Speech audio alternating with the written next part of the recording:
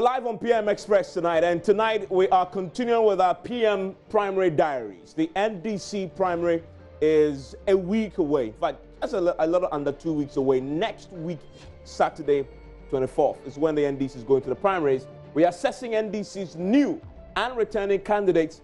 Tonight is Sosu and Dumelo. They're going to be on our show. You know, 24th is the day, and we're going to roll out one of the most fascinating, exciting coverage of the primaries you can ever get anywhere in the country. And this is where you want to be on the 24th. All day coverage for you. And we are building up to that here on PM Express. And you know, we've been assessing the candidate. Last week, we had in the studio Felix Kwasi Fosu and Kofi Adams, who were on this platform, just trying to get a sense of the new faces and those who are returning, trying to, you know, feed into what they bring to the table. Tonight, John Dumelo is going to be one of my guests in the studio. You know him. Aspiring Ayawaso West Wuogon constituency candidate for the NDC. He's picked up forms. He's been vetted and cleared. What do we know of him? It needs no introduction. Actor, entrepreneur. In December 2018, you remember, he picked forms to contest for the seat after the death of the then MP, Mano Jakopat. He pulled out of the race. We're yet to know why exactly. We know if he wins the primary, he's going to come up against the widow of Mr. Jacko, who we know won the by-election there. They are an MPP stronghold, we know. This particular area has been held by the MPP for a while, but it can switch as well. Does Dumelo have what it takes to capture the seat for the NDC? The big question we'll ask him. His political mettle, we'll try and test it here on the show as well. The second individual we're trying to understand more of and know him more is somebody you've heard of, play within the circles of human rights. He's had issues with the law himself, with the General Legal Council, but he's back. This is not the first time he's doing it. Francis Xavier Sosu, aspiring parliamentary candidate, Medina constituency. I used to be very close to this constituency. I used to be in Adenta. You know, we just share about that with it. So I know him. I mean, we've spoken to him many times, advocating on issues of human rights, international law, president of the Youth for Human Rights Africa, won a number of human rights cases. This is where really his catchy teeth made his name in the human rights circles. And you recall he was barred from practicing as a lawyer for 3 years by the General Legal Council. But the thing about this is he successfully fought it, and this was quashed by the Human Rights Court Division. And so he's clean, he's back to contest, and that's why the party has cleared him to go ahead. He lost to Amadou Srogo, though. He's tried this before, didn't succeed. He's back. He's one of the returning ones. He's optimistic that the performance of the 2015 primaries, he could pull something off. But can he? The big question for all these new, exciting, returning faces is, will the new and returning candidates better the fortunes of the NDC in the 2020 parliamentary elections? It's a big question that all these new faces will have to answer. The party want to win the ultimate, but the party to win that will have to ride on the backs of people like Dumelo, people like Xavier Sosu, people like Felix Kwasi Fosu, people like Kofi Adams, who are now trying to make their mark in the parliament as well and in the primaries. Can they do that? We're going to be testing these two individuals on the show tonight. Join us after the break. They'll be seated. The questions will follow, and we'll get to know a bit more about them and what they bring to the table. Stay with us.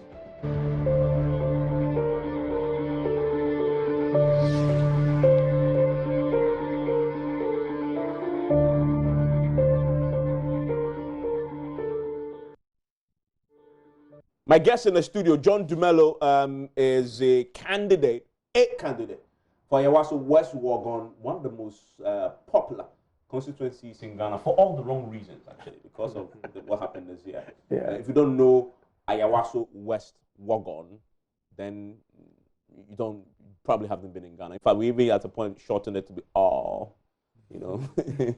very nice one there because of the troubles there, the by-election. Also joining me is Francis Xavier. So you know him. I mean, he's all over the place. He's been on this network many times. Not talking politics, but talking human rights advocacy. And now he's going again. He's doing that before. Didn't succeed the last time in the primaries, but he's back. If as first he don't succeed, try again. Let me start with you, Mr. Dumelo. Growing up watching television, you know, everybody knows your face. The girls that love you. Yes, they still do. Okay. And luckily for you, University of Ghana is right there in the midst of Ayawaso West Wuogon. Right. I mean, but Why politics? Well, You do well as an entrepreneur, as an actor, as a traveling the farmer. world, Right. and then you want to do this politics? Yeah. Why? Well, good evening to your cherished listeners, and good evening to Ayawaso West Wagon constituents. I think the desire to be a politician is just means the desire to serve, the desire to serve people. Yes, I've been in the movie industry. I'm still in the movie industry. Yes, I'm an entrepreneur. I'm a farmer.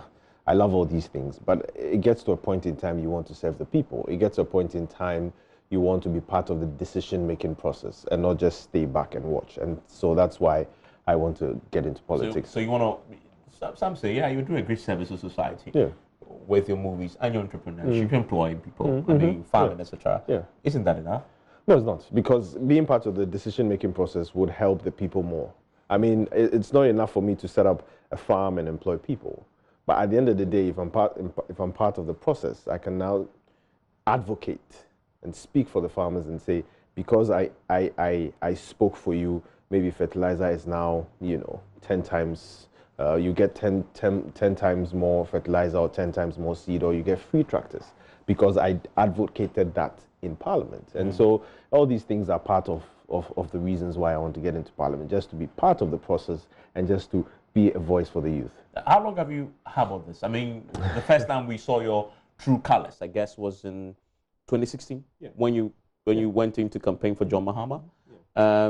Did you know then that you want to go to Parliament? Well, actually, the first time was 2012. I did a couple of commercials for the NDC, and of course. Yeah, by that time, a lot of the musicians were doing it, so you don't know who was in it, who was in it for the long haul, or who was in it for the money. Well, I was in it for the long haul. Okay. But at the end of the day, I feel that in 2016, yes, I toured Ghana so many times with the former president, with the other celebrities who were campaigning for the president, and it was then that I realized that no, I actually can serve my people. I actually can serve where I stay, which is Ayawaso West Wagon, and that is when I said, okay, no, why don't I just give it a shot? Okay, Francis, your story is different. You've been down this road before. That is correct. In 2000, for the 2016 elections, you lost when you contested in the primary. Well, let me take the chance to also say good evening to your cherished viewers, especially NDC delegates in Medina. I want to salute our constituency chairman and all his entourages, his executives. I salute my campaign team members who are out there. They are doing some great job. We are just from the campaign, and from here we'll continue our house-to-house and door-to-door campaign. But do you need that in the primary? Well, you would need that. You just need the delegates. Well, it depends. The delegates we have about 1,512 delegates. Yeah. You need to visit them. You need to reach them. They all live in Medina, in a part of Medina, and you need to reach them. You need to speak to them. They need to hear your message. They need to know what you have for them. 2016, which primaries took place in 2015, was quite a competitive one. I might say that I lost in a very contentious, manner. I recall that the then incumbent recorded about 1,700 votes, and I had 1,450 votes, and that was the first time I was going to try. So I know the one who came third had way below 500 and all that. So it was a kind of a two-horse race, and that is the reason why I believe that the delegates have not changed. These are party faithfuls who constitute the executives of our party, and believe that they are going to give me that nod this time round. Fundamental question. Why do you think you are the best man for this job? The reason why I ask this is the NDC in 2016 was in a bad place. The heaviest defeat in the party's history, in fact, the heaviest defeat in the history of the Fourth Republic. The task at hand is a big one. It's a huge one. If John Mahama needs to win, they will need to ride on the backs of the candidates. That is win. correct. Because you guys are on the ground doing the groundwork for him. That is correct. So why do you think you are the person to deliver that? Why should the people vote for you? Well, I believe I'm the person because that is the popular sentiment on the ground. In fact, when we lost... Based on what research? No, well, I mean, there are several, I mean, it may, you know, there are several ways to research. Fear delegates, they say. Well, I mean, I mean, that is a saying that... A sage in the MPP once said, fear delegates. Fear delegates. You know, I think that it's really because I don't think I fear delegates. I don't fear them. I believe them. I mean, I believe them. I believe as many of them who want to be sincere are being sincere. And in Medina, if someone is not for Susu, he makes it clear, I'm not for Susu. And if someone is for you, he says, I'm for you. And I'm for you because of ABC reasons. And now, look, when we lost the 2016 election, if you go to Zongo, for example, everyone in Zongo, I mean, Kowawe, the Ankau lawyer, Sittinga, Bamulu Sittinga. Meaning what? Kaganai, if lawyer had come, we are not going to lose the seat. If you go to Damfa, Imensa, Tema, Pongpo areas, Mofemoke, ake lawyer banko and seat ne will lose seat. Each one lawyer Jimoniko Bawa seat. If you come to Nkwantana areas, I mean, Vagbayo, Lafma, Alo, Vayo, Lafma, Amaresia, the lawyer va seat, Amima lose go. Ona. Na uko anawuti Peace FM ni other stations ano mo ye review on Medina. Obi aka say lawyer no. Omo di ni banka seat no mo lose seat no. And what that means is that, you know, you see, politics is about the people. And the voice of the people is the voice of God. Anchi abunde mutanin dewa na so, alamana so. In other words, what many people are calling for, God approves. And I believe that because of the many services that I have done in my professional capacity to the people of Ghana, including people living in Medina, a lot of my social interventions, like Center for Poverty Alleviation, Zongo Development Platform, issues of free NHIS registration, issues of free vacation classes, like basic things that I do to help the community, makes them believe that I will be the best candidate. And I can assure you that not only would we win that seat, but we have the potential of increasing the votes of John Dramani Mahama in a very substantial manner in Medina when I become a candidate. A very interesting point. The interesting thing about Medina and also West Ogun, it's hard to even distinguish the constituencies because you're almost close to each other. You need to just move from Medina, you go into Yawaso West Ogun. That is correct. So John, your story is the same. Right. Some may call you a novice in this game.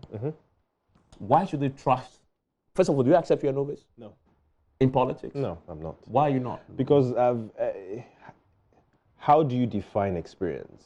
Somebody can be in politics for a year and say that he's experienced. Somebody can be in politics for 20 years and say that you'll be experienced. Besides, nobody is born a politician. Everybody enters politics with a little bit of experience and with not all experience. And so when people say, oh, John, you're a novice, you're not an experienced politician, I laugh because at the end of the day, I can get the job done. At the end of the day, I can win the seat for the NDC in Ayawaso West Wogon. And so, based on what track record? Ayawaso West is complicated. For us to win the seat, you need so many things. You need humility, you need a bit of popularity, and you need a bit of being in touch with the people. And I feel and I know that I have all these qualities. I mean, look, Legon is always I always say Legon is a big problem when it comes to Ayawaso West. I mean, of course, we have other areas that are problems as well. But if you take a look at Legon, it's the single concentration of people in Ayawaso West. And so you need somebody that is easily marketable, somebody that people can relate to. It's not really about money. It's about, oh, we see this candidate, he's from the NDC, we're going to vote for him. I mean, we've come close so many times to winning the seat. That was because the candidates were very marketable. That was because there was unity. That was because we worked together. That was because we knew we wanted to win the seat. And so Ayawaso is very, very complicated. I mean, and so with a bit of all these qualities that I have, I know I can win the seat. So you mentioned the Ayawaso question, complex, right. And that's true. But in addition to that, is the fact that this is a seat NDC has found almost impossible to win. No, it's I wrong. said almost. Because if you look at the track record over time since 1992, Yeah. MPP has held that seat far more than NDC. I mean, we held it in 92, we held it in 96, we lost in 2000, 2004.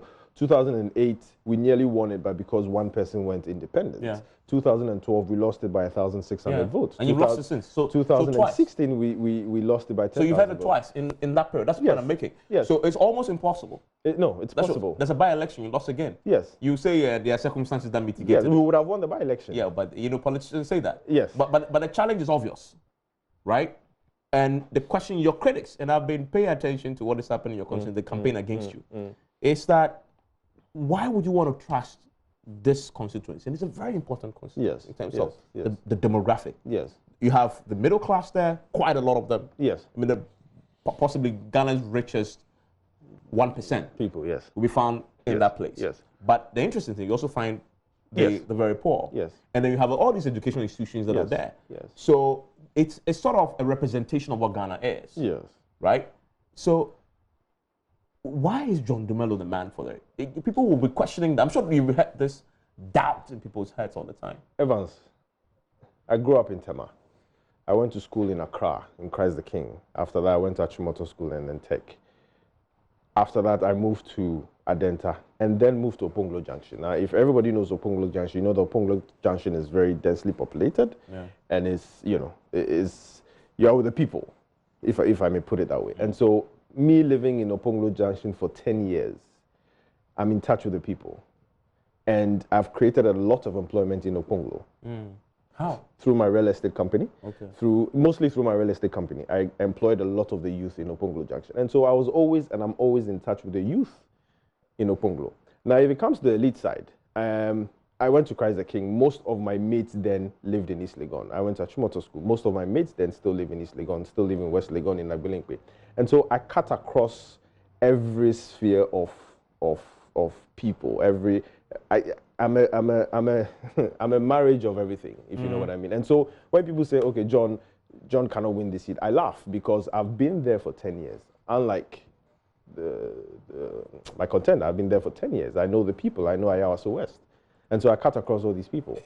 Why don't you raise that? Because you have a sole challenger in Susie Aduboy, right? And I've been reading her campaign against you, her main campaign against you, and I've seen some of the stories that have been done on Ghana Web as well, is that you are only John Mahama's friend. Aren't you John Mahama's friend? Well, I mean, I'll say I'm because of my profession, I speak to him and these people sometimes. Yeah, so because of my profession, too, is my friend. No, but the accusation against you is that you're not even a true dyed-in-the-wool NDC. How do you define a true dyed-in-the-wool NDC? But that's a campaign out there against you from your opponent. Yeah, I know. You know that? Yeah, I know. Yeah. I know. How are you countering that? Evans, I ran a... They even doubt you even if you're holding an NDC card. and you held the card long enough. Evans, I ran a clean campaign. Yeah. I don't sit on television and radio and speak ill about my opponent like she does. Okay. And so I wouldn't want to respond to, oh, John, I wouldn't want to speak about her in that manner. I respect her a lot. I know she's been saying bad things about me, but I care less. But at the end of the day, everybody knows that I've been part and parcel of NDC since 2000. Actively since 2012. And passively? And especially in 2016. Okay. I mean, the argument is also, oh, he's a celebrity. Yeah, but in 2016, when I was campaigning all around, everybody said, hey, they leverage your celebrity for... Yes, all the celebrities are part, hey, Mumi and so. And then one of us wants to stand and say, oh, on your NDC. So I'll come back to that because I hear a lot in your constituency. When I send my people there to try and engage, I hear these sentiments. Yeah. That in fact I've had one person actually say from the ranks of his party say, John only came because of what he stood to gain, which is from the other John in 2012, and that he joined the campaign because it's going to benefit his personal interest. It wasn't for the necessary cause of the party. For those who hold that view, what do you say to them? Well, this is an opportunity to address them. And the thing about your concern, they watch television a lot. They are middle class people, so they watch television. About watching you right now, you're asking themselves those same questions. You claim I'm a friend of John Mahama. Yeah. He's my friend. He's all of us our friend. He's everybody's friend. Yeah. I don't need to be a member of parliament before I would get any favors from from John Mahama. Did you get favors from him? No. I'm contesting to be member of parliament to serve my people. I mean, it's as simple as that. I'm halfway. I could have gone to Volta region and contested. I know after the primaries, my one leg is inside. It. But why would I want to contest in an area that people say it's difficult to win?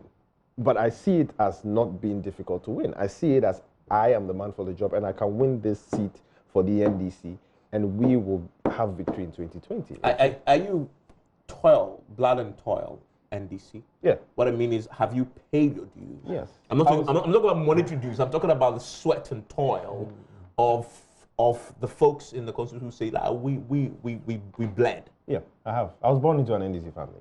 It's as simple as that. I mean, look, in every political party, you have people who are frontline and people who are at the back.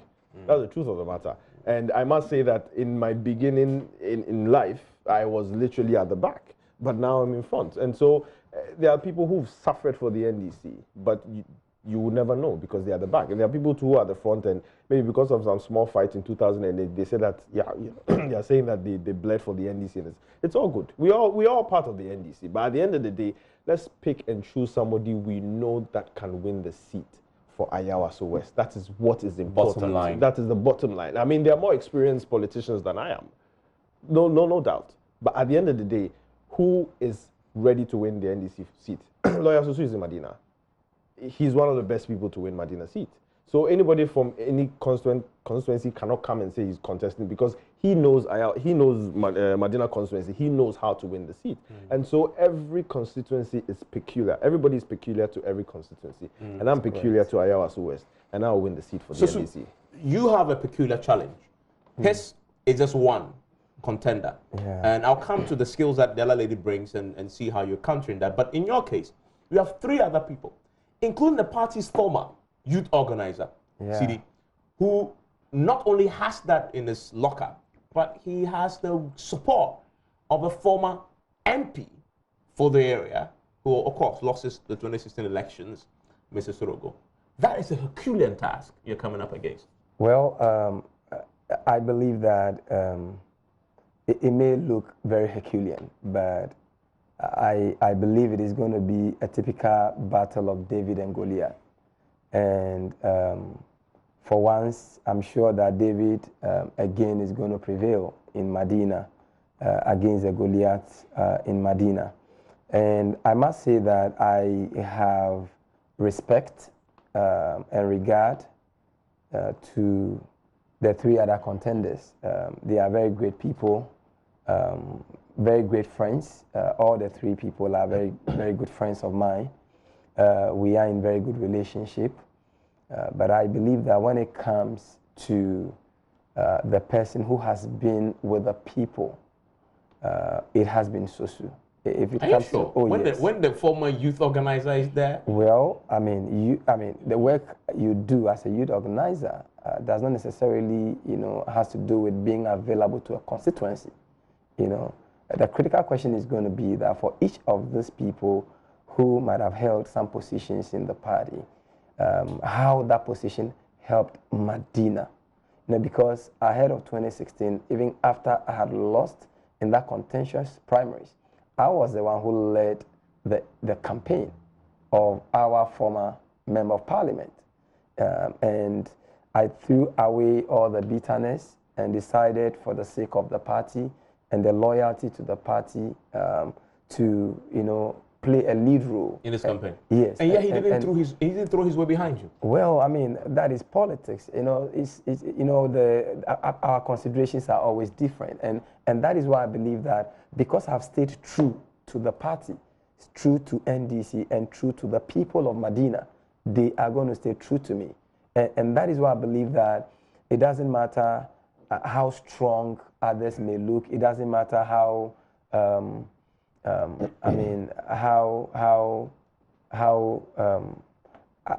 almost lost of words, how they may look. But I can assure you that on the ground, Susu is there. And the delegates know that Susu is there. In fact, every delegate in Madina knows. In fact, even for those who would openly tell you that, oh, I am for this other candidate, they will tell you that we know that you will be the best person to win the Madina seat for us. John, let's talk about message. I mean, to win any election, especially for an area like yours, people will be keen on what's your message. What's your message? What has your message been?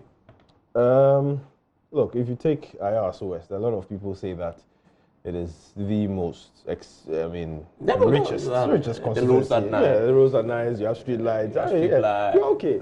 But the truth is that there are so many problems. Like, we have lack of water. really? Yes. Which part of? Yesterday, I was speaking to a delegate, and he said, "Look, John, I've lived here for over 20 years. So I still buy water." In East Legon, they still buy water. One. The second one is security. I mean, so many people have had their cars broken into on the streets of East Legon. So many people have been burgled on the streets of Abelemkpe and Jolu. So many students have been attacked even on Legon campus. And so security is very important. Sanitation as well.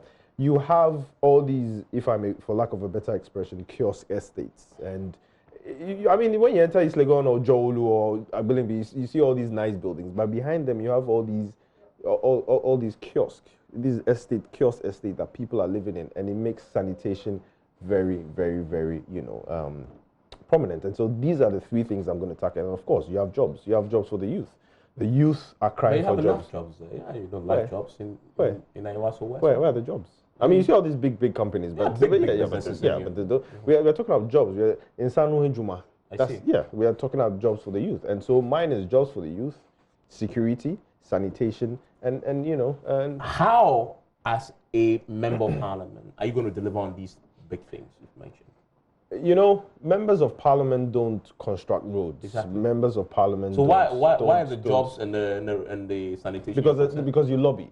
As a member of parliament, you have to have a very strong lobbying skill, and that is exactly what is going to happen. I mean, if you're a member of parliament, you can lobby for, oh, Charlie, you know what? Let them fix the water in this area for me. Let them fix the road in this area for me. Let them provide street lights in this area for me. These are the things and these are the jobs that a member of parliament can do. John, why should I believe it? Because until last year, in fact, this year, we had an incumbent whose party was in power. These problems you cite, he couldn't fix it. Who? Eze Jaku. What you're doing is you are trying to tell me of his things that he was not capable to do. No, my point to you is, if his party was in power and he could not lobby to deliver these goods that you say you want to deliver, I mean, why do you think you can do it? We are two different people. We are two different people. We are two different parties. What makes you more effective in this area than he was? We are two different people. We are two different parties. We have two different ideologies. And so if he or if the MPP didn't see the need to fix all these problems, the NDC will, and I will fix these problems. You can fix the problem. I can. How? I can. Because I have a lot of political years ahead of me. I cannot decide to fail my people. That is the truth of the matter. I mean, if I go and tell my people I'll fix... But you're a mayor, you'll be a mayor member of parliament if you win. Yes, but that's why you have to lobby. That's why you have to have the power of lobbying. Who are you going to lobby if your party doesn't win? My party is going to win in 2020. Confident of Yes, NDC is going to win in 2020. I mean, with the abysmal performance of the MPP, of course, NDC is going to win in 2020. And if they don't? NDC, I mean, we've not thought about if they don't. We are winning in 2020. I mean, it's a done deal for us. I see. But you're right. so I'll take a break, but you need to address for me the message question. Yeah. Because Medina is far more complex than Ayawaso, where the street is made of gold and silver and honey flows to the top in Ayawaso compared to your area. That is very true. Poverty is very rife. Crime is an important problem. So for you, what's the message? Well, my message has been like in 4 thematic areas. I have what I call the quality and effective parliamentary representation. Then I have youth empowerment and job creation. Then I have social interventions. Then I have party development. These are the 4 main things that I have been campaigning on. I have a question for you, which is, why is party development the last? This is a primary you're going. This is not a national election. It's not a parliamentary election. No, that is important. I thought people will be more interested in the party issues. Well, not necessarily, because they believe that, I mean, becoming a candidate eventually is going to translate into becoming, a member of parliament, and whatever you are speaking to must be something that cut across, not only for the party benefit, but for the benefit of entire Medina. So yes, party development is key, but our loyalty is to the red, and yellow, and then the green flag, the flag of Ghana. And so that is why. This is a primary.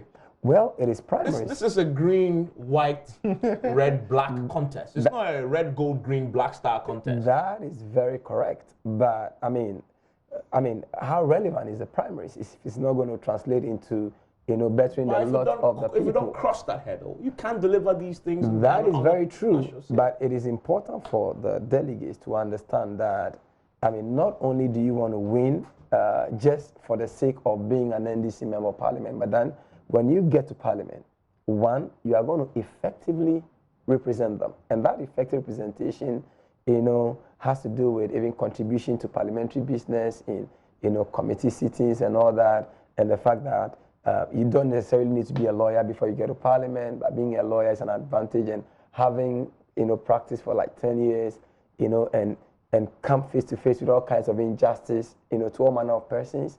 I believe that being there, definitely I will be able to contribute. Then, of course, if you are able to effectively represent, it is easier, like John said, to lobby, for development, for the area. I believe that a great lobbyist in parliament will be a great representative of his people, because once you are effective with your parliamentary business, it's then become very easy because, you even get the respect of your co-equals. It doesn't matter, even though we believe that NDC is going to win 2020. But if you are a great parliamentarian and an effective representative of your people, you can lobby across board, because at the end of the day, we are thinking Ghana, we are thinking our people, we want to develop our people, and with youth development, I intend, in Medina, we have 9 wards, even though it's been subdivided into about 15, but not yet approved by the Electoral Commission. If it remains 9, the plan is to be able to develop a career center in each of these 9 wards that can create jobs for our youth. And I have pioneered that before, and I believe we can still do that. And then comes the social interventions. And that's one of the areas that I have passion because of the poverty line. There are a lot of people without help and support in Medina. And one of the things I intend doing is to be able to establish an MP Special Education Scholarship Fund. That will be a legacy fund. How are you going to assist with that? Oh, well, you can, how am I going to do that? Yes, because you have, are you going to take it from your MP's common fund? Of course, that is possible. Not only common fund, the MPship is a platform that you can use to reach out to many people. I believe that when I became a member of parliament, and I was writing to almost all the businessmen in Medina, telling them that MP want to set up a fund to help children who are needy and yet needs help, many people will respond, and it will be easy to set up a kind of a legacy fund that lives beyond you. Even if you are not a member of parliament, that fund, if well managed with trustees, would always live to help, the poor and the needy in the community. And it's one of the things that I really believe I want to do. And for the party development, when you come to Medina, if you know Medina very well, we don't really have very good structures for the party.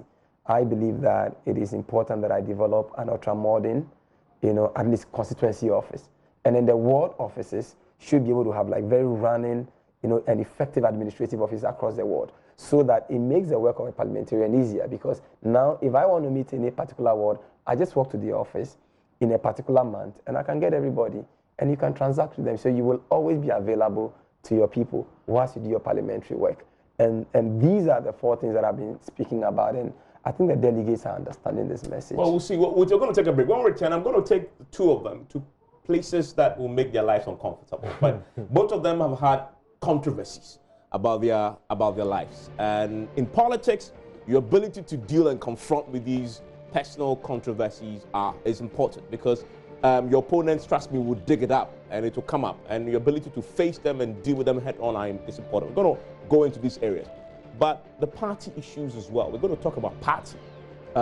Important. What went on and how they try to fix it going to the 2020 elections. And then we'll get them to also give us a sense of their own view on the country, where we are, the NPP, and how they intend to exploit what they see as weaknesses in the party for their own party's benefit. You want to stay with us if you are in Ayawaso and Medina.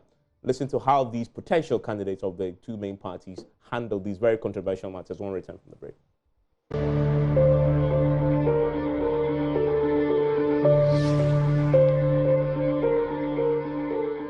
So live on PM Express, it's on a John Shuttle. My guest in the studio, John Dumelo, aspiring parliamentary candidate for the 2020 elections for Ayawaso West Wuogon constituency, and Sosu, who is aspiring for the Medina constituency as well. So let me start with you. You had controversy when the General Legal Council took you on. In fact, they suspended you. Yeah, that's correct. And the allegation was that misconduct. You conducted yourself in a way that was an affront to a legal profession. Yeah, that's correct. So why should anybody vote for somebody like that? Well, I have always said that you cannot be a star without a scar. I mean, once you aspire to stardom, you must be ready for all kinds of scars on the way, because there are mountains you've got to climb, and there are valleys you need to descend. And I believe that it was just one of those very, very low moments. But most importantly, for people who aspire to leadership, it's about what you do with those low moments. And for me, I chose to fight it because I believe that, I mean, the basis of those allegations were false.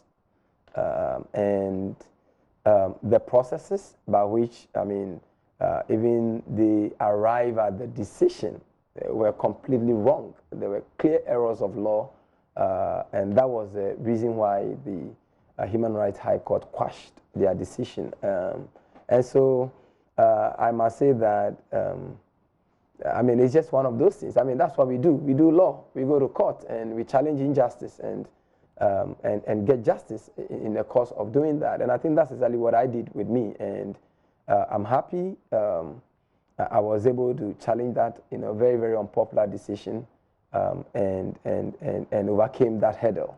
And that has given me a better footing moving forward. And so, yeah, that's the only thing I can say about that. Are your constituents, yes, your delegates that you're going to vote for, have they bought into the fact that you've been cleared? Oh, well, yes. I mean, because it's in politics, perception is everything. No, that is very correct. And the perception out there... It's more important than reality in politics. No, that is very correct. And you know what? The perception out there is that the General Legal Council were just on their way to just to kind of what, to vilify, some young guy just doing his job. The perception out there is that there are some group of old guys who don't want young guys to shine and want to do well and just want to put some sun in their gari, and maybe we'll do some politicking with them, even though on the altar of... The General Legal Council is an apolitical body. Well, but it is manned by human beings who have political persuasions. So you cannot completely divorce politics from what they do. You're not suggesting that when you went before them, they are shown political colors? Oh, well, I mean, my subsequent writs that I filed in court, raise issues of biases. Yeah, I mean... But these are not political biases. Well, political biases were including religious biases. But they are not issues Are you a Muslim? No, I'm a Christian. So what is the religious bias? Well, I mean, there are several things that goes into biases. For example, if you appear before a professional body and someone says that, oh, is he a Christian? And someone also says that, oh, they are just churchgoers, they are not Christians. Clearly, it tells you that there are some biases somewhere. Clearly, that has something to do with professional conduct, And these were things that, I mean, in other jurisdictions, these should be basis for which, people on that council recuses, to recuse themselves. Do you ask people to recuse themselves? Oh, well, I mean, well, please. I believe that we are not here tonight for... No, not that. But this is politics. But subsequently, the truth is that subsequently, when they sought to raise some other issues or matters, that was exactly what we demanded. That they recuse themselves, So I can assure you that the perception out there is that this is a young man who wants to do something for his people, trying to do something to help people, and others are not really comfortable about that because maybe those things that you do, which mostly many people would not do, seem to give you too much prominence. It got to a point in time in my career that I go to court and someone walks to me in court and asks about me from me. I mean, the probability is just, he comes to me and says that, please, can you please help me locate the lawyer you know, Because of all the human rights cases you've been you know, pursuing. that kind of thing, you know. So, and I realized that, you know, everyone was looking at me because of those things, you know. So, and I see it as a very normal thing. I mean, it would be strange, you know, that I am confronting all these kinds of injustice around us and would not fall a victim. I just saw myself as one of those victims, but turned those sad stories into, you know, a bright spot, you know, moving forward. John, you've also not been without controversy since you started, I guess, hobnobbing around politicians and exposing your political ambitions. It was said that in 2017 that you infamously annexed illegally a state vehicle, a V8 for yourself. They came after you instead of vehicle. I remember the story, bizarre one, that the story was parked in the fitting shop, was about to be sprayed into a different color, and they seized a vehicle. That is something that still hangs around you, has it not? Is it an albatross? No, it's not. It's not? No. But as I put to him, in politics, perception is everything. Yes, it is. How have you dealt with that? I mean, I dealt with it in 2017 when the issue came out. How? And I mean, I granted interviews. Even on your sister, even on Joy FM, I granted interviews, several interviews. And this is 2019. Yeah. Now it means something because you're now going to contest. Yeah, but then it also meant something because the story was fresh. And so it's I mean, my delegates ask me, and John, yes, I'm like, no, it's not an issue. It's never been an issue, and it's not an issue. It's not an issue. No. But the allegation is that you still drive the car. No. I mean, look, the allegation is, okay, I still drive the car, but who drives a stolen car still in 2019? I mean, it doesn't make sense when people say that. Oh, Did John Mahama give you your vehicle? No. Evans, ever since I started affording cars, I've always had big cars. I've always bought cars. And so buying V8 is a different car. No, it's not. Car. No, it's not. Very expensive. No, it's not. I mean, no, it's not. I mean, I'm not here to brag about, you know, the cars I have and the cars I don't have. But V8 is not a big car. I mean, I still drive. So John Mahama did not give you a car? No, he didn't. Didn't give you a V8? No, never.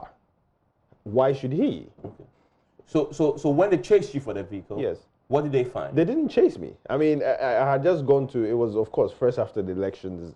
I think it was in February. And I had just gone for my routine, what do you call it, maintenance, checkup, servicing. And, you know, I went back home and I got a call. They were like, oh, there were some people by the car saying that the car is for the state. And I said, how is that possible? And so I call the people I bought it from and I say, but what's going on? And then, so I went to the servicing area and they said the car is for the state. I said, okay, take it. They took it, went back for my money, and that was the end of the story. Okay. Yeah. So now in your campaign, has it come up? No.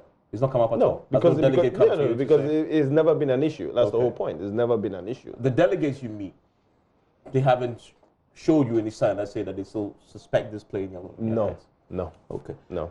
If you win the primary. When I win the primary. When you win the primary. Politicians say that. I'm a journalist, so I'm asking you if you win the primary yes. and you go for the national elections proper, yes. it will come up. Possibly. It will come up. Possibly, yes. And your answer to that will be, I'm clean and clear. Yes. Okay. Let's talk briefly about, before we wrap up, about your party, the NDC. You find yourself in a very difficult place in 2016, right? You're going to 2020. What must the party change to win the 2020 elections? And what does John Dumelo bring to that? I think what the party must change is, you know, in 2016, they really didn't involve everybody, especially the grassroots, especially the branches. Everything was done without the branches, forgetting that the branches are the ones that actually hold the party together. And so what I'm bringing in 2020 is involving everybody in the party, following the party structures from the top to the bottom. Everybody's getting involved, because at the end of the day, if you are the bottom and even the top don't get involved, there's a problem. If you are the top and the bottom don't get involved, there's a problem. And so me going into 2020, or even NDC going into 2020, it's about involving everybody. Everybody's job everybody must do their job, and everybody must get involved, and that's the only way. What's assessment of the NPP and Nana Addo? Does it make your job of 2020 more difficult? No, easy. Easy. Why do you say that? Yeah, I mean, because we've all seen the abysmal performance of the NPP. Everybody's crying. Even the NPP themselves are crying. You don't seem to be crying. You seem to be doing well. Really? Are you crying? Me? No, I'm not. You're not crying, exactly. So I'm a farmer. Yeah. I mean, aren't you benefiting from planting food and jobs? No. You chosen not to. No, I'm not. I'm not benefiting from it. But you should, because it's open. It's a state Why? money. No, it's not. I'm not benefiting. I'm not benefiting from it. But at the end of the day, the truth is that, 2020, the NDC is going to win power, and then let's just see how things go. Francis, the same question about the NDC. What must he do? Well, I think that we need to get back to the ground and reinvigorate, the ground. For example, when it comes to Medina, the voter turnout in Medina was so abysmal in 2016. When you look at the 2012, voter turnout was somewhere above 80%. But in 2016, voter turnout was about 58%. Clearly, people did not turn out to vote. There was a lot of apathy in there. And I think that it may be because there was also like a candidate that had been there for a very long time. So I believe that with a new candidate on the block, it will be easier to work again now with the wards and with the branches, to re-energize the base of the party, and that I believe. And you represent. I represent that margin. John, yes. Thank you very much. All the best in Yawaso West Wogon. You've watched him. Has he convinced you? If he has, I need campaign money, so I can. Well, he needs campaign money. You said it on my show, and I'm sure many have heard you. Francis, thank you very much for coming. All the best, Adina as well. Medina. Number 3. I see. Yeah. I'm number 1. You're number 1. Yes. You have 2. You are just. Yeah, we're just. Yes, number 1 and number 3. Yeah, 3 has always been a magic number. Number 1 is number 1, right? Yeah, number 1 is number 1. And number 3 is number 3. Number 3 is number 4. Yeah, the 3 shall become 1. Three is where that's it for PM Express tonight. Next week we'll come away again with another edition of the PM Primary Diaries. We'll find 2 more people that will join us. And I know Yelitha might join us as well on the show. Stay with us for that as we build up to that all-important primary next week, Saturday.